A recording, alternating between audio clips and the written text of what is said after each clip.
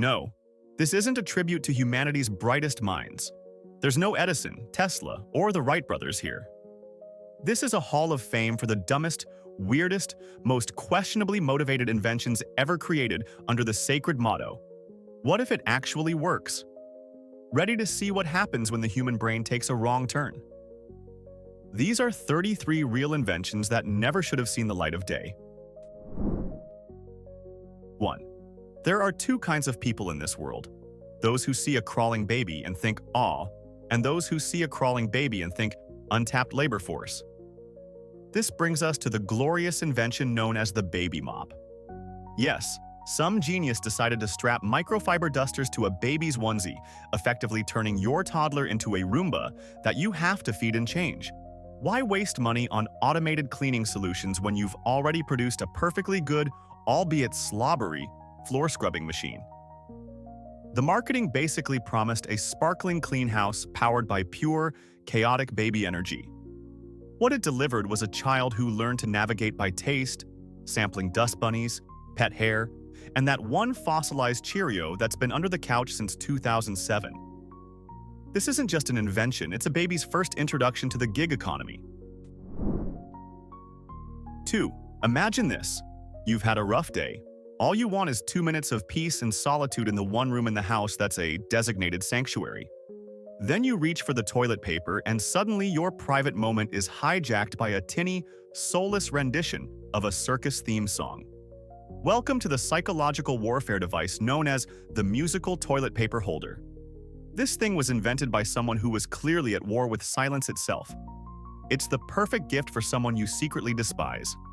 Every pull, every square, is a fresh musical performance turning a simple bathroom trip into a drawn-out recital. It's the kind of passive-aggressive horror that makes guests leave your house questioning not only your taste but your very sanity. Absolutely no one asked for this. 3. So, you want to lose weight? You could try eating a salad, or you could go full psycho and lock your face in a cage.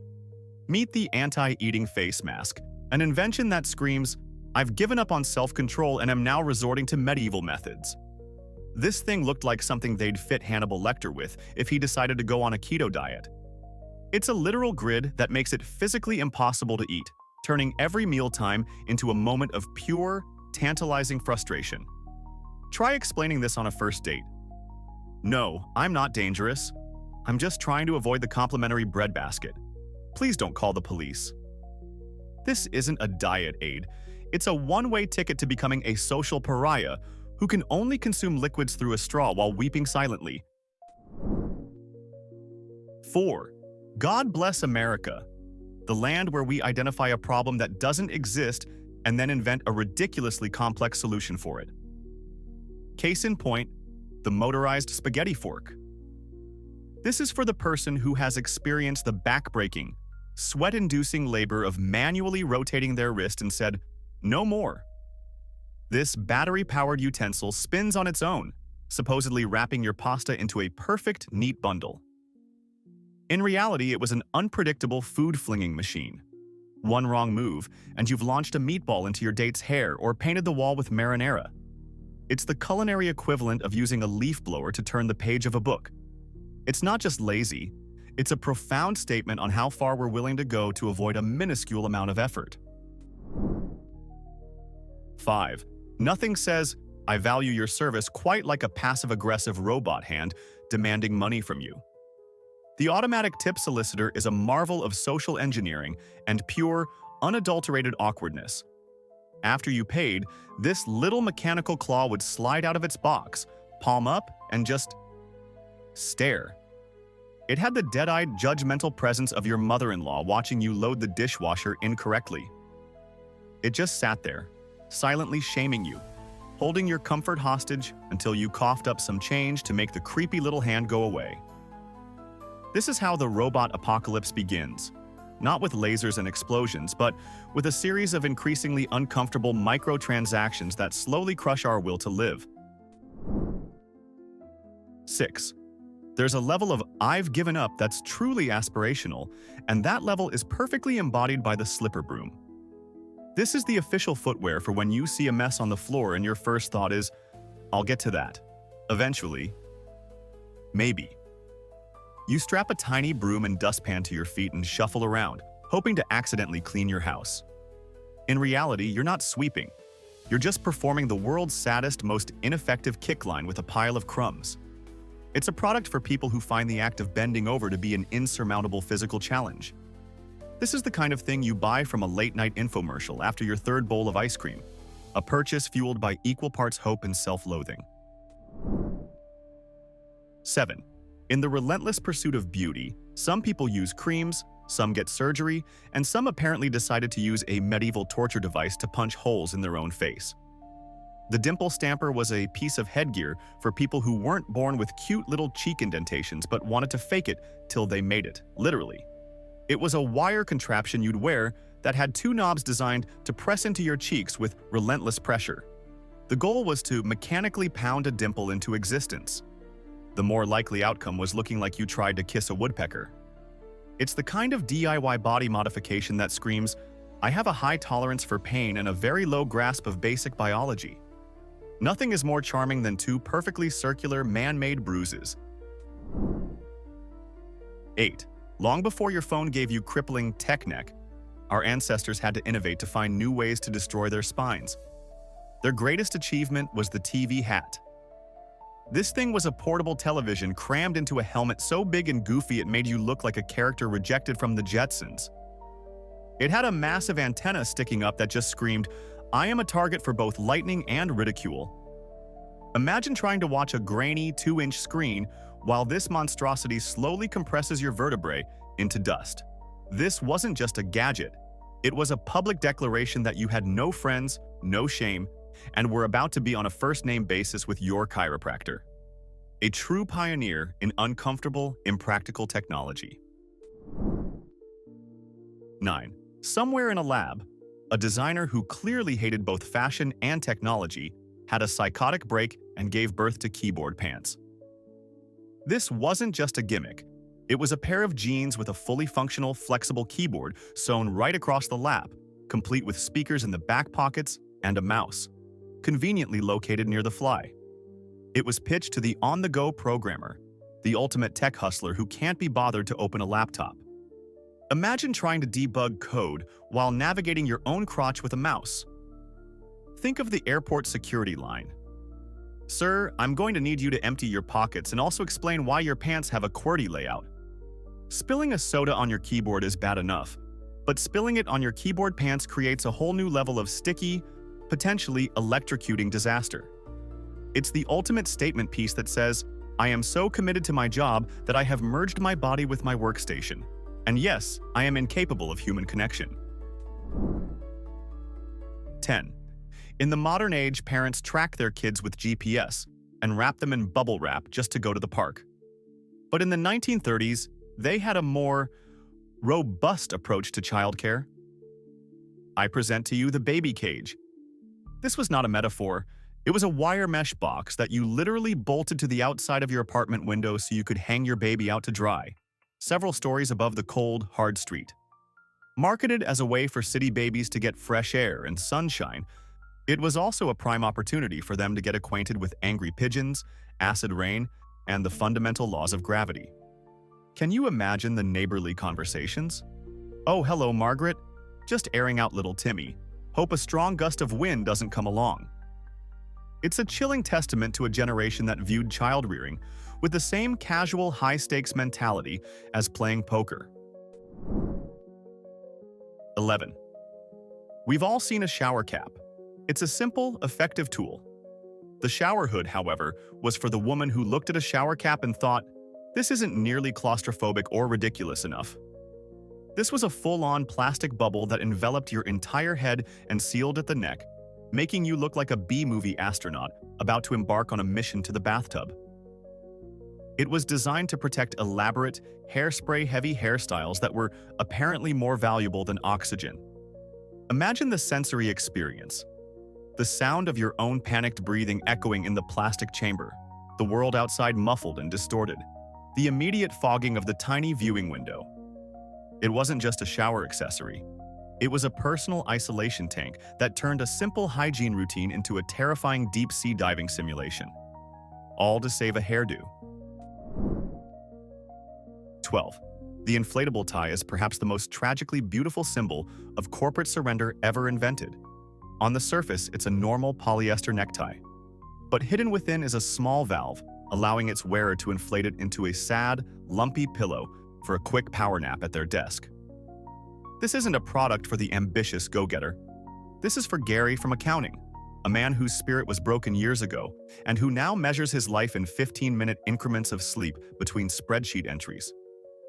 The act of inflating it, the weak, wheezing puff of air from a defeated man, is almost poetic.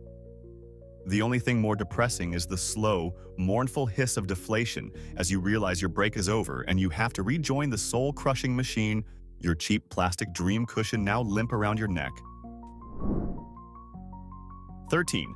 For the individual who wants to experience the purifying ritual of a sauna, but also wants to remain firmly planted on their couch, watching daytime television, the portable sauna was born. This was a personal sweat tent that you zipped yourself into, leaving only your head exposed, sticking out the top like a prairie dog surveying a world you no longer wish to participate in. It promised a spa-like detox while you simultaneously caught up on your shows. In reality, it turned your living room into a human crockpot display. You'd sit there, slowly poaching in your own accumulating filth, while family members walked by and tried not to make eye contact. It's the peak of lonely, lazy wellness, an invention that asks, why go out and improve yourself when you can just sit at home and boil? 14. In the grand cookbook of terrible ideas, the car exhaust grill holds a special place. This device was a metal container that you would strap to the exhaust pipe of your automobile to cook food using the searing hot poisonous fumes spewing from your engine. Let that sink in. Someone actively chose to marinate their hamburger patties in a thick cloud of carbon monoxide, benzene, and lead. This is for the kind of culinary daredevil who licks batteries and thinks asbestos is a forgotten spice. Honey, the hot dogs are almost done. I'm just gonna rev the engine a bit to get that extra hint of unburned hydrocarbons. It wasn't just a grill. It was an express lane to the emergency room, delivering a meal that could both feed you and potentially kill you in one convenient roadside package. 15. Every great story of human achievement is balanced by an equally great story of human stupidity. The rocket-powered bicycle falls firmly into the latter category. An inventor, presumably after watching too many cartoons, decided that what the common bicycle was missing was the raw, unholy thrust of a solid-fuel rocket. This creation was designed for one thing and one thing only: to go from 0 to, oh my god, I see the face of death, in about 3 seconds. Trivial details like steering, braking, or general rider safety were clearly left on the cutting room floor. This wasn't a mode of transportation, it was a horizontal human cannonball. The ride only had 2 possible endings: running out of fuel or running into a solid object with enough force to rearrange your molecular structure. 16. The treadmill. Bike is a piece of exercise equipment that seems to have been designed by a philosopher who hated exercise. It takes 2 perfectly good activities, running on a treadmill and riding a bike, and mashes them together to create something that is profoundly worse than both. To operate it, you had to run on a small, built-in treadmill to propel the bike forward. It's an existential nightmare on wheels. You are physically running, but you are not moving relative to your immediate surroundings, yet the entire contraption is lurching forward. It combines the mind-numbing boredom of a treadmill with the constant, high-stakes balancing act of cycling. It's a perfect physical metaphor for working really, really hard at a pointless job just to barely move forward in life. 17. In a world before Instagram, getting that perfect shot took real commitment. And for one inventor, it also took a loaded weapon. Behold the revolver camera, a custom Colt 38 revolver with a tiny camera attached to it, ingeniously rigged to snap a picture a fraction of a second before the gun fired. This was not for your average family portraits unless your family was the Corleones. The concept was to capture the raw, unfiltered emotion on a person's face in their final moments. It's the ultimate photobomb. Imagine the sales pitch. It's perfect for war photographers, private investigators, or anyone who wants to create a truly permanent memory for their subject. This wasn't just a camera. It was a morbid art project that combined the hobbies of photography and murder into one terrifyingly efficient package. Say cheese and goodbye. 18. During World War II, the world's greatest minds were racing to develop advanced weapons technology. America had the atomic bomb, Germany had the V-2 rocket, and famed psychologist B.F. Skinner had pigeons. Yes, you heard that right. Project Pigeon was a very real, very bizarre military endeavor to create pigeon-guided missiles. The plan was to place 3 pigeons inside the nose cone of a missile, where they would see the target on a screen and be trained to peck at it. Their pecking would control the missile's fins, steering it towards its destination. It was a brilliant plan, assuming you could convince a bird with a brain the size of a peanut to become a kamikaze pilot. The project was ultimately canceled, presumably after someone in a meeting finally stood up and said, "Gentlemen, are we seriously entrusting our national security to a bird that regularly gets confused by windows?" 19. When the British military needed a weapon to breach the heavily fortified Atlantic Wall during World War II, they didn't just think outside the box, they set the box on fire and rolled it down a hill. The result was the Great Panjandrum, one of the most gloriously unhinged weapons ever built. It was a massive pair of steel wheels, connected by an axle packed with explosives, and propelled by a series of rockets attached to the wheels. In theory, it would roll up the beach at 60 miles per hour and smash through enemy defenses. In practice, during testing, the rockets fired unevenly, turning it into an uncontrollable, fiery Catherine Wheel of Death that charged randomly across the beach, chasing terrified generals and, on one occasion, a small dog. It was less a weapon of war and more a live-action Looney Tunes sketch. 20. In today's world of open-plan offices and constant notifications, the quest for focus is real. But one inventor in 1925 took this quest to a whole new level of dystopian horror with the Isolator Helmet. This was a terrifying-looking brass helmet that you wore to completely block out all sight and sound from the outside world. It was soundproofed, had a tiny peephole for limited vision, and even had its own attached oxygen tank because, apparently, fresh air was too distracting. You'd sit at your desk looking like a deep-sea diver having an existential crisis. It promised to boost productivity by eliminating all distractions, but it also eliminated your peripheral vision, your hearing, and your dignity. It's the perfect tool for the worker who wants to achieve a state of pure, undistracted misery. 21. There are few things more annoying than rain on your glasses.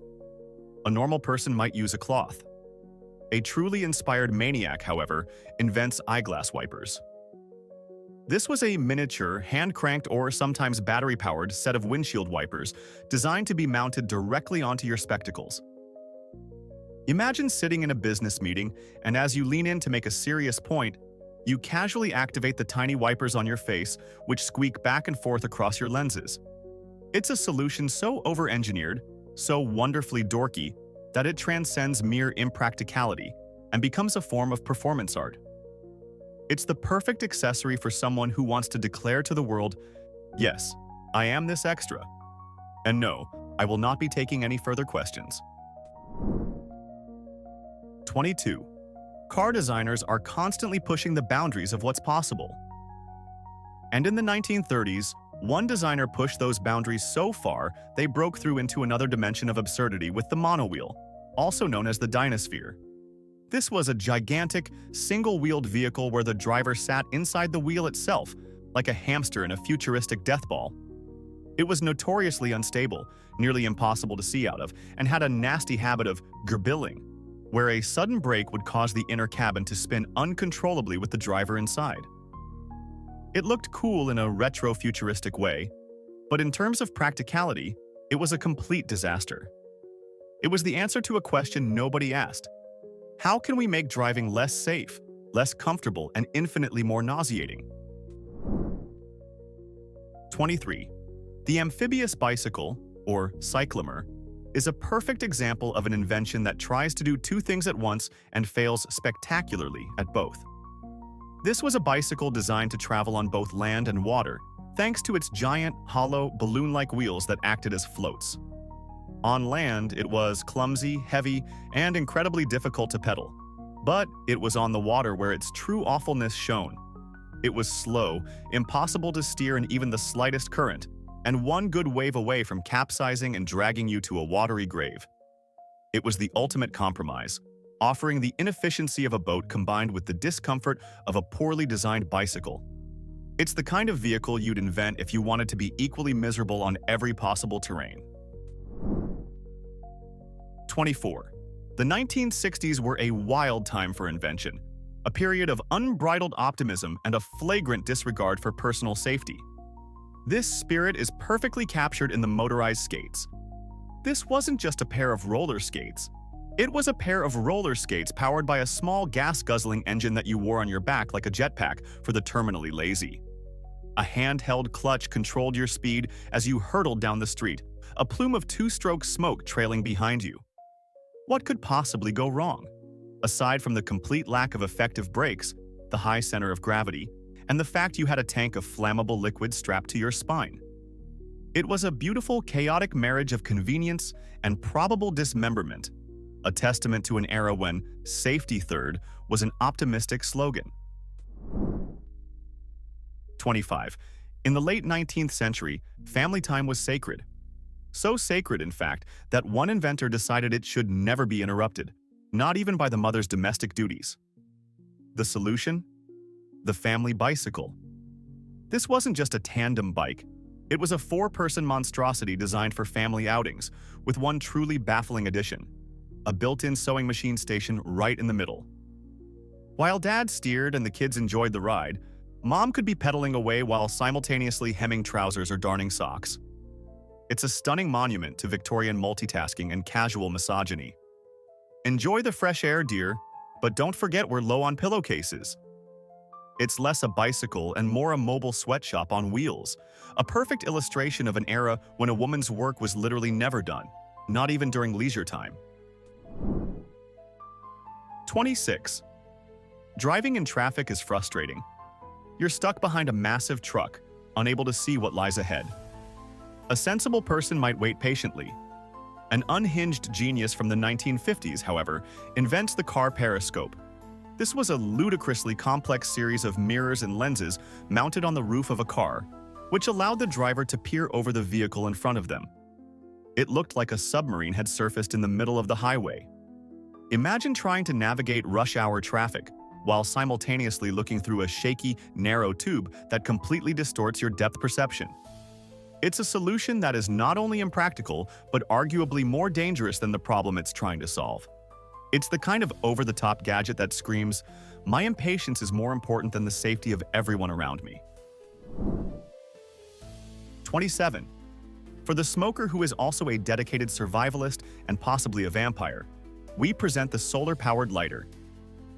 This was a small, pocket-sized device that was essentially a powerful magnifying glass designed to harness the sun's rays to light your cigarette.